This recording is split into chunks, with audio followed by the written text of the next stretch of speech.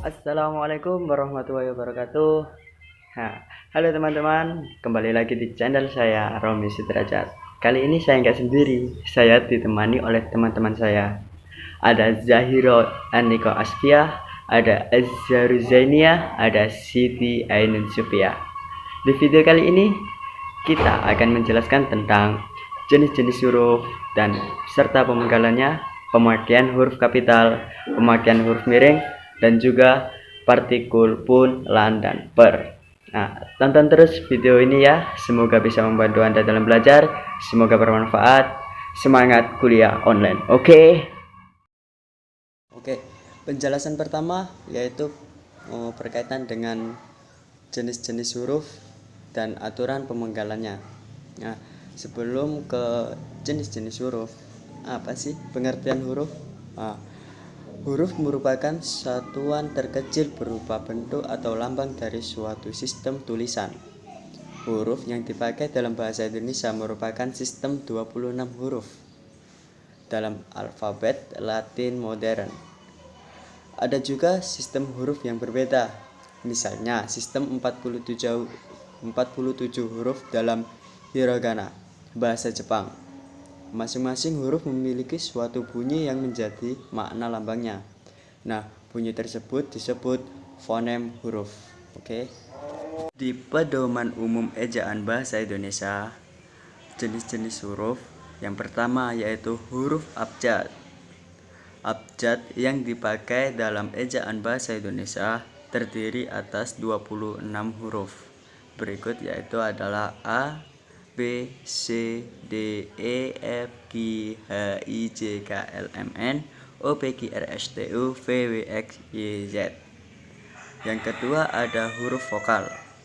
Nah, huruf yang melambangkan vokal dalam bahasa Indonesia terdiri atas 5 huruf, yaitu A, I, U, E, O.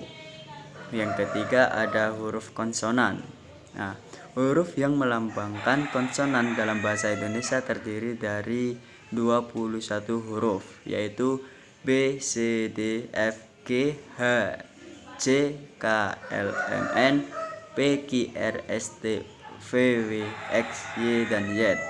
Nah, ada huruf yang keempat ada huruf diftong, yaitu di dalam bahasa Indonesia terdiri 4 diftong yang dilambangkan dengan gabungan huruf vokal I, au, e, dan oi. Nah, contohnya aileron di posisi awal. Yang kelima ada gabungan huruf konsonan. Yang keenam ada huruf kapital. Yang ketujuh ada huruf miring, dan terakhir ada huruf tebal. Aturan pemenggalan kata.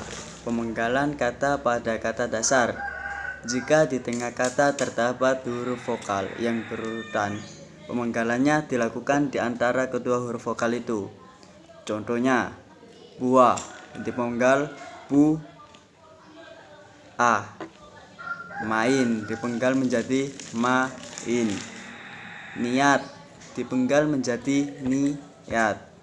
Nah, huruf diftong I, au, e, dan oi tidak bisa dipenggal. Example, pandai.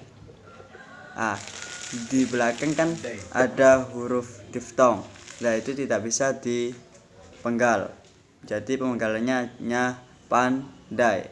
Nah, selanjutnya, jika di tengah kata dasar terdapat huruf konsonan, termasuk gabungan huruf konsonan di antara dua huruf vokal, pemenggalannya dilakukan sebelum huruf konsonan itu. Misalnya, bakal, bapak dipenggal bapak. Lawan dipenggal menjadi lawan. Nah, jika di tengah kata dasar terdapat dua huruf konsonan yang berurutan, pemenggalannya dilakukan di antara kedua huruf konsonan tersebut. Misalnya, April dipenggal menjadi April. caplok, dipenggal menjadi caplok. Nah, jika di tengah kata dasar terdapat 3 huruf konsonan atau lebih yang masing-masing melambangkan satu bunyi, pemenggalannya dilakukan di antara huruf konsonan yang pertama dan huruf konsonan yang kedua. Misalnya ultra dipenggal menjadi ultra. Ya, terus ada pemenggalan kata turunan, sedapat-dapatnya dilakukan di antara bentuk dasar dan unsur pembentukannya. Nah, pemenggalan nama orang yang terdiri atas 2 unsur atau lebih pada akhir baris dipenggal di antara unsur-unsurnya. Misal, lagu Indonesia Raya digabung oleh Wyk Rodolf Supratman. Yang kelima, singkatan nama diri dan gelar yang terdiri atas 2 huruf atau lebih tidak dipenggal. Misal, ia bekerja di Delazer Pujangga Terakhir Keraton Surakarta bergelar R. Rangga Wirista. Nah, itu tidak dipenggal. Kali ini saya akan presentasikan mengenai huruf kapital. Akan saya tunjukkan terlebih dahulu poin pertama. Poin pertama, huruf kapital dipakai sebagai huruf pertama awal kalimat. Misalnya, apa maksudnya? Dia membaca buku, kita harus bekerja keras. Poin kedua, huruf kapital dipakai sebagai huruf pertama unsur nama orang, termasuk julukan. Misalnya, Amir Hamzah, Dewi Sartika, Jenderal Kancil, Alexander Volta. Bisa diketahui ya, kalau Alexander Volta itu sudah jelas bahwa nama julukan. Jenderal Kancil juga. Poin ketiga. Oh maaf, maksud saya catatan terlebih dahulu. Catatannya, huruf kapital tidak dipakai sebagai huruf pertama nama orang yang merupakan nama jenis atau satuan ukuran. Misalnya, ikan mujair, mesin diesel. Huruf kapital tidak dipakai untuk menuliskan huruf pertama kata yang bermakna anak dari seperti bin, binti, baru, dan fan atau huruf pertama kata tugas. Misalnya Abdurrahman bin Zaini, mohon maaf. Kemudian Siti Fatimah binti Salim. Dapat diketahui ya. Poin ketiga, huruf kapital dipakai pada awal kalimat dalam petikan langsung. Contohnya, adik bertanya, kapan kita pulang? Dapat diketahui ya, kapan itu K-nya kan huruf kapital. Mereka berhasil meraih medali emas katanya. Poin keempat, misal huruf kapital dipakai sebagai huruf pertama setiap kata nama agama, kitab suci, Tuhan, termasuk sebutan dan kata ganti Tuhan. Islam, Kristen, Weda, Tuhan, Allah akan menunjukkan jalan kepada hambanya. Poin kelima, huruf kapital dipakai sebagai huruf pertama unsur nama gelar kehormatan, keturunan, keagamaan atau akademik yang diikuti semua nama orang, termasuk gelar akademik yang mengikuti nama orang. Misalnya, Sultan Hasanuddin. Sultan merupakan nama gelar yang mengikuti nama orang yang bernama Hasanuddin. Mahaputra Yamin. Kemudian huruf kapital dipakai sebagai huruf pertama unsur nama gelar kehormatan, keturunan, keagamaan, profesi, serta nama jabatan dan kepangkatan yang dipakai sebagai sapaan. Misalnya, selamat datang yang mulia, semoga berbahagia Sultan. Yang mulia merupakan kata sapaan atau gelar yang diberikan kepada orang lain. Huruf kapital dipakai sebagai huruf pertama unsur nama jabatan dan pangkat yang diikuti nama orang atau yang dipakai sebagai pengganti nama orang tertentu, nama instansi atau nama tempat. Misalnya, Wakil Presiden Adam Malik, Perdana Menteri Nehru, Profesor Supomo. Poin ketujuh, huruf kapital dipakai sebagai huruf pertama nama bangsa, suku bangsa, dan bahasa. Contohnya, bangsa Indonesia, suku Dani, bahasa Bali. Catatan. Nama bangsa, suku bangsa, dan bahasa yang dipakai sebagai bentuk dasar kata turunan tidak ditulis dengan huruf awal kapital. Misalnya, pengindonesiaan kata asing. Kata Indonesia merupakan nama sebuah negara, namun pengindonesiaan merupakan kata turunan. Ada pula keinggris-inggrisan. Kemudian poin nomor 8. Huruf kapital dipakai sebagai huruf pertama nama tahun, bulan, hari, dan hari besar atau hari raya. Misalnya tahun Hijriah, tarikh Masehi. Huruf kapital dipakai sebagai huruf pertama unsur nama peristiwa sejarah. Misalnya Konferensi Asia Afrika, Perang Dunia II. Dan ada pula catatannya, huruf pertama peristiwa sejarah yang tidak dipakai sebagai nama tidak ditulis dengan huruf kapital seperti Soekarno-Hatta memproklamasikan kemerdekaan bangsa Indonesia. Ini merupakan peristiwa sejarah namun tidak ditulis dengan huruf kapital, jadi harus bisa membedakan ya. Selanjutnya poin ke-9, huruf kapital dipakai sebagai huruf pertama nama geografi. Misalnya Jakarta, Asia Tenggara, Pulau Miangas, Amerika Serikat.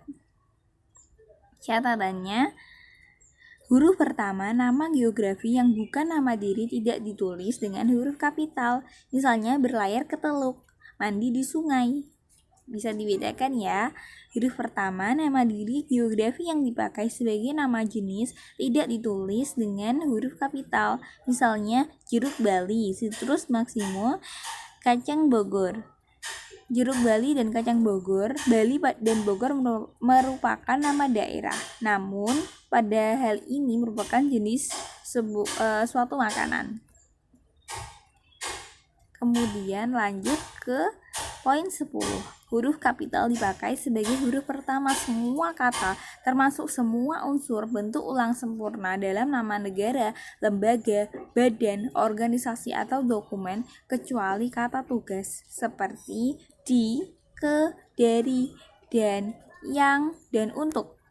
Contohnya Republik Indonesia, Majelis Permusyawaratan Rakyat Republik Indonesia.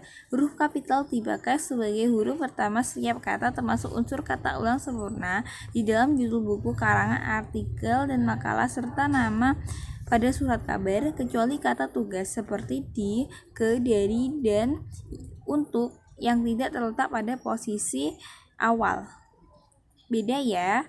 Kemudian contohnya tulisan itu dimuat dalam majalah Bahasa dan Sastra. Dia agen surat kabar Sinar Pembangunan. Poin ke-12, huruf kapital dipakai sebagai huruf pertama unsur singkatan nama gelar, pangkat, atau sapaan. Contohnya SH, Sarjana Hukum, SKM, Sarjana Kesehatan Masyarakat, SS, Sarjana Sastra. Poin ke-13, huruf kapital dipakai sebagai huruf pertama kata penunjuk hubungan kekerabatan seperti bapak, ibu, kakak, adik, dan paman, serta kata atau ungkapan lain yang dipakai dalam penyapaan atau pengacuan. Misalnya, kapan bapak berangkat? Tanya Hasan. Kata bapak dalam hal ini huruf B-nya yang merupakan huruf kapital. Dendi bertanya, itu apa bu? B pada kata bu merupakan huruf kapital. Sekian presentasi mengenai huruf kapital. Terima kasih. Apabila ada pertanyaan silahkan bertanya di kolom komentar ya. Nah, kita lanjut ke poin ketiga, huruf miring. Huruf miring dalam terminologi tipografi disebut italik. Huruf italik ini biasanya digunakan untuk memberikan penekanan pada sebuah kata dan untuk menunjukkan istilah atau kata yang berasal dari bahasa asing. Penggunaan huruf miring. Huruf miring dipakai untuk menuliskan judul buku, nama majalah, dan daftar pustaka. Contohnya, buku Salah Asuhan karangan Abdul Muiz, majalah Pujangga Baro menggelorakan semangat kebangsaan, Pusat Bahasa 2011, Kamus Besar Bahasa Indonesia, Pusat Bahasa. edisi keempat, cetakan kedua, Jakarta, Gramedia Pustaka Utama. Huruf miring dipakai untuk menegaskan huruf, bagian kata atau kelompok kata dalam kalimat. Contohnya, huruf terakhir pada kata abad adalah D. Dia tidak diantar tetapi mengantar. Huruf miring dipakai untuk menuliskan kata atau ungkapan dalam bahasa daerah atau bahasa asing. Contohnya, upacara pu sejuk atau tepung tawar menarik perhatian wisatawan asing yang berkunjung di Aceh. Nama ilmiah buah manggis ialah Garcinia mangostana.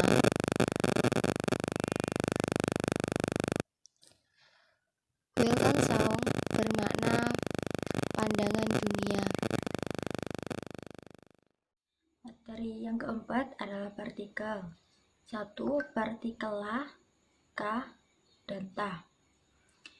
Partikel ini ditulis serangkai dengan kata yang mendahuluinya. Partikel la biasanya digunakan untuk memperhalus kata perintah, mempertegas kalimat pernyataan, dan mempertegas kata ganti. Partikel la ditulis serangkai dengan kata yang mendahuluinya, jadi penulisannya tidak perlu dipisah. Contoh penggunaan penulisan partikel la: gapailah cita-citamu setinggi langit. Agar lingkungan bersih, buanglah sampah pada tempatnya. Yang kedua ada partikel ka. Partikel ka digunakan untuk kalimat tanya agar lebih baku, halus, atau tegas. Seperti partikel la, partikel ka ditulis serangkai dengan kata yang mendahuluinya. Contoh penulisan partikel ka: mungkinkah kita melihat hujan meteor saat langit mendung? Kemanakah perginya kucing berwarna oranye itu? Yang ketiga ada tah. Partikel tah juga ditulis serangkai dengan kata yang mendahuluinya. Partikel tah biasanya digunakan untuk pertanyaan pada diri sendiri dan tidak membutuhkan jawaban. Nah, partikel ini sudah jarang digunakan dalam bahasa sehari-hari, namun bisa ditemukan dalam sastra lama. Contoh penulisannya: apa tah yang harus aku lakukan? Bagaimana tah cara agar aku bisa menjadi lebih baik lagi? Partikel yang kedua ada partikel pun. Partikel pun biasanya digunakan untuk menegaskan makna kata yang dirinya, memberikan makna yang berlawanan, atau menunjukkan sesuatu yang sedang dimulai. Penulisan partikel pun itu dipisah dengan kata yang mendahuluinya. Contohnya, kalau kita gagal pun, setidaknya kita sudah berusaha. Bukan hanya manusia, hewan dan tumbuhan pun merasakan dampak pemanasan global. Tapi ada juga partikel yang ditulis serangkai, yaitu partikel pun yang merupakan kata penghubung. Contohnya, meskipun cuaca panas, ia tetap bersemangat mendaki bukit. Bagaimanapun caranya, aku akan menjadi perenang profesional. Adalah partikel per, yang berarti demi, tiap, atau mulai. Ditulis terpisah dari kata yang mengikutinya. Misalnya, mereka masuk ke dalam ruang rapat satu per satu. Harga kain itu Rp50.000 per meter.